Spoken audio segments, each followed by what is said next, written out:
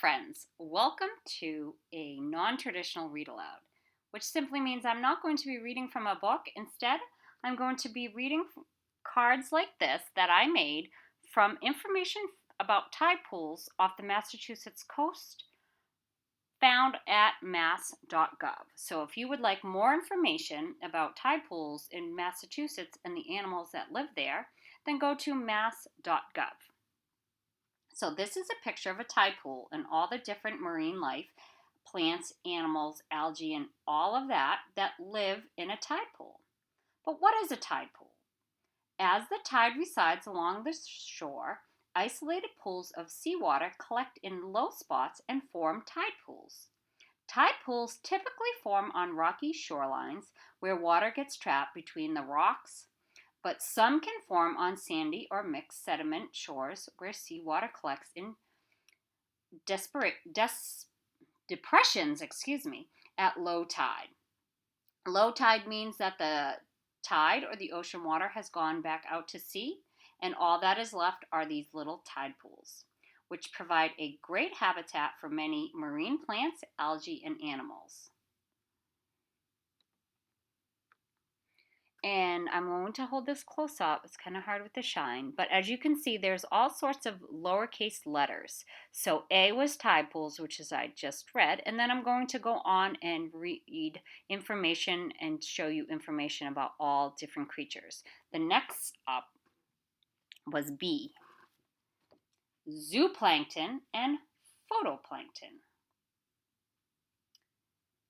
Zooplankton is a term that refers to a class of organism that, similar to photoplankton, are mostly subject to currents of the water for movement. So that means as the ocean water moves, they move.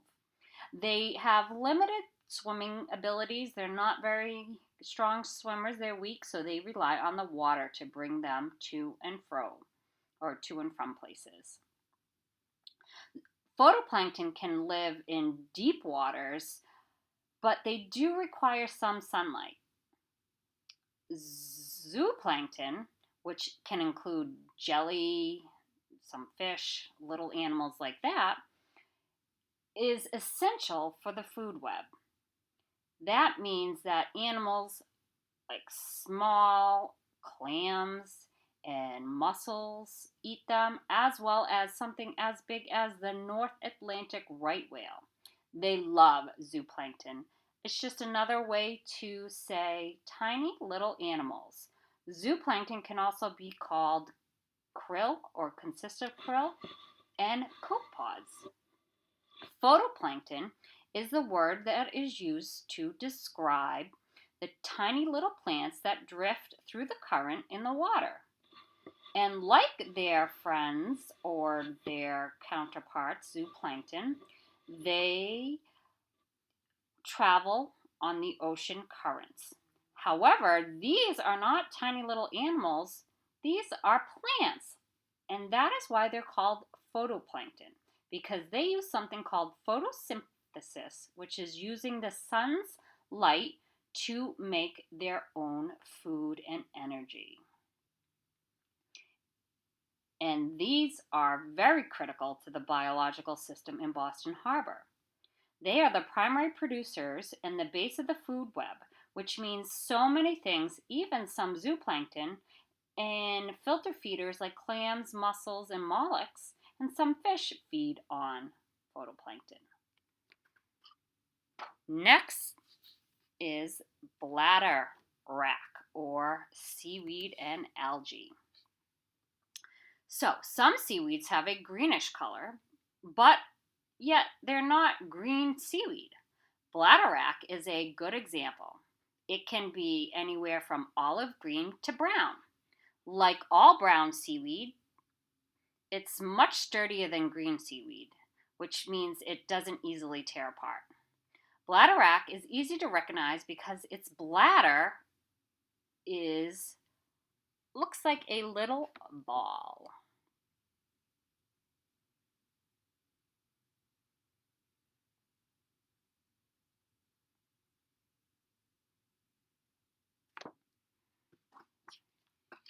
Next up on the list, barnacles.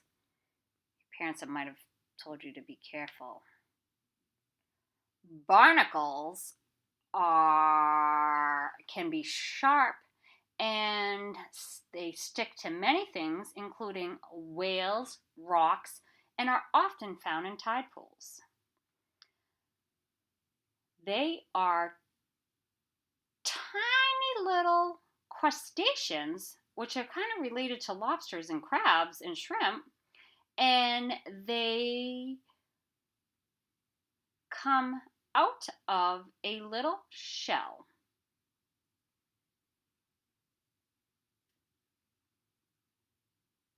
They can be really sharp. So as you can see here, in this picture down here, when I said they come out of a little shell, you can see almost that little circle in the middle of a circle. So that's the barnacle with its shell around it. The next you might actually like to eat, or your parents do. I know my family does. Blue mussels can be found in a tide pool. Blue mussels go in Boston Harbor to all around the world. And mussels like to stick to a hard surface or anchor themselves by what they call bisazal threads, which, like I said, allows them attached to hard surfaces. They like to be close to the shore, so the nutrient runoff as the ocean comes in and out brings them their food, like phytoplankton. Blue mussels are also called filter feeder, which means that they just feed by opening their shells and letting the water move all of the different types of phytoplankton and zooplankton and things like that through their mouths. They're really good for the environment. Oh, next is one of my most favorite informational things. You might see snails. The snails off a tide pool are called periwinkles and or dog winkles or dog whelks. Periwinkles are the small small snails that you find peacefully grazing on seaweed and other plants. They move slowly on one foot. What? And scrape up food with a coiled tongue. When a periwinkle pulls itself into its shell, it will close a tiny little trapdoor called a operculum. This helps keep the animal nice and safe inside. Periwinkles are kind of like the pebbles of the sea. They go along the entire seacoast and they can be found everywhere on piers or rocks, and even sometimes things throughout the ocean, like a buoy or a lobster trap or something like that. Dog winkles or whelks. These are ferocious snails that feed on periwinkles, mussels, and barnacles and clams. They grind a hole right through the shells with their drill-like tongues and suck out the animal from inside, just like a straw. Their tongue works to suck up that delicious food. They are formidable predators, but they don't look dangerous. They're only dangerous if you are one of the animals that they eat. So what's interesting is a periwinkle, like at the up top, you can see have a more rounded shell. And then the dog whelks at the bottom have kind of like the pointed shells. So next time you pick up a snail off the ocean, think, is it a periwinkle with a smoother, rounder shell? Or is it dog whelk or winkle with the pointed end? Ooh, some really interesting things. Did you know these were in tide pools off Massachusetts? Sea anemones and sea cucumbers. A sea anemone is a fierce predator, which means it eats other animals. It has petal-like arms and tentacles all along with stingers. They like to use those to paralyze their prey, such as shrimp or sea stars. When alarmed, an anemone will pull its tentacles in and shrink down to a small blob. They are very common to Massachusetts, but do not have enough stinging power to hurt humans. Sea cucumbers look just like a fruit from your garden, but they're actually animals related to sea stars, sea urchins, sea lilies, and sand dollars. Most of a sea cucumber's body are covered with a tube, which is a foot, which is located at the bottom of their body. Sea cucumbers breathe water and pump it through two respiratory trees located on each side of their digestive tract. Some cucumbers can eject their digestive system, so that would be like you throwing up your stomach, as well as their organs. I wouldn't recommend you trying that.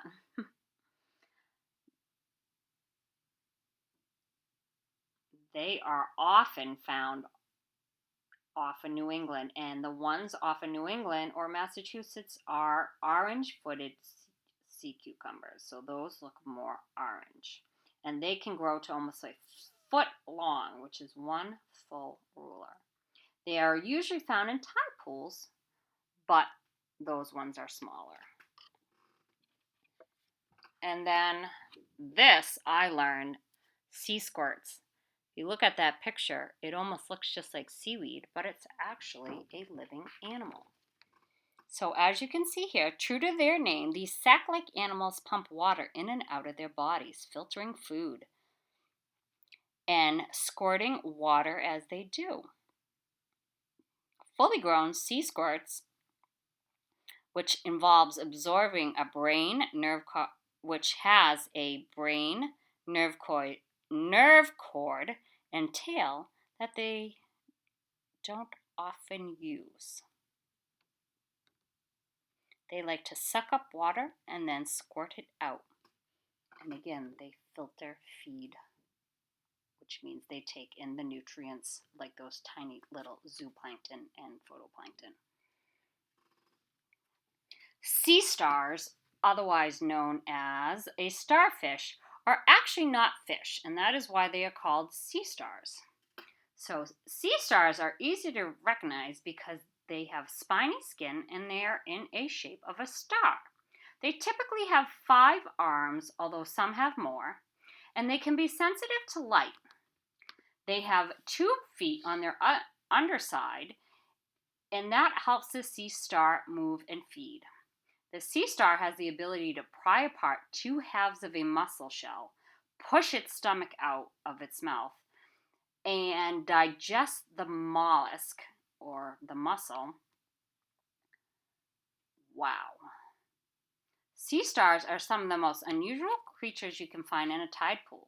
Did you know they can spit out their stomachs like I just said? Oh! See with their feet, grow back most of their body if damaged, and move around using water pressure?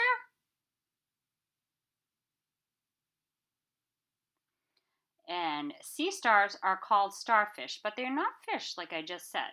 They're actually members of the same family as sea urchins, sea cucumbers, sea lilies, and sea dollars.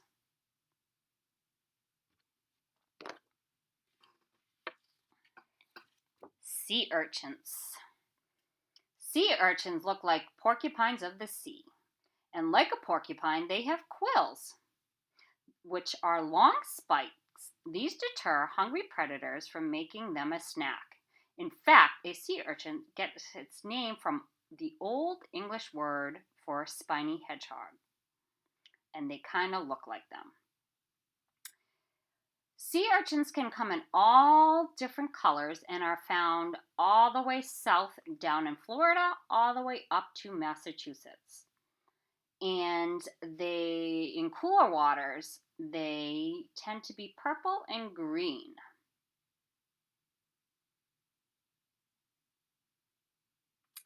Then we have, that's it. Bum, bum, bum, bum. Crabs. Crab. There are several different species of crab that currently call Boston Harbor home. The rock crab is a species that is actually native to the harbor. That means it's lived there its whole life and it's supposed to be there. But there are other not so native species or invasive crab, which means they've come from an area that they're not from Boston Harbor. They come from a different area. The European green crab, for example, is the most common and it can be found off of Boston waters, but it really belongs in Europe and off of the coast along countries like England. There's another more recent invasive species that you can unfortunately also see in Boston Harbor and off the coast of Massachusetts. It's called the Asian shore crab. And unfortunately, it came around 1980s and it was introduced probably from somebody who was bringing food over.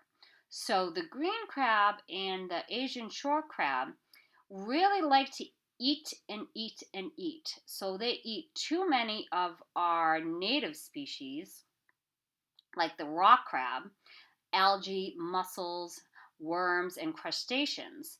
These are invaders, and unfortunately, the Asian shore crab can prey on the green crab, but most of them just prey on the native animals or the creatures that are supposed to live in the off the shores of Massachusetts and in Boston Harbor. The native rock crab has 9 teeth on either side of its body, or is its shell. That's kind of like its head. They're typically a yellowish color with some red or brown or even purplish.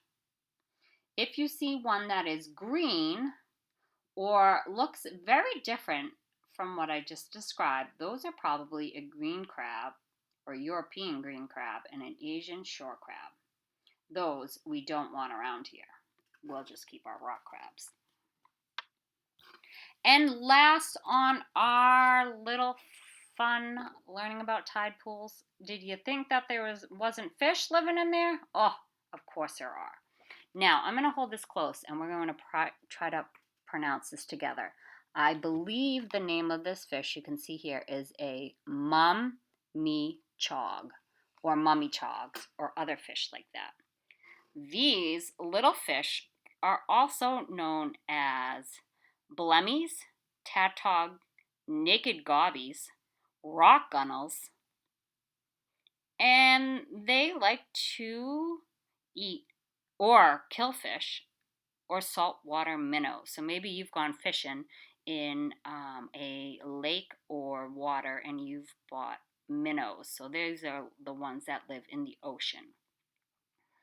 They occasionally get caught in tide pools. Fortunately, many of these fish are adapted and they can change to the oxygen levels and the temperature and actually can survive a tidal cycle. So that means when the high tide goes out, it becomes low tide and these fish might get stuck, but they've adapted and they have many different skills or abilities that allow them to survive until the high tide comes back in and the water is deep. I hope you really enjoyed all of the information and all of these animals that are found in a tide pool off the shores of Massachusetts or in Boston Harbor. For more information, go to mass.gov or Marine Wildlife and Fisheries.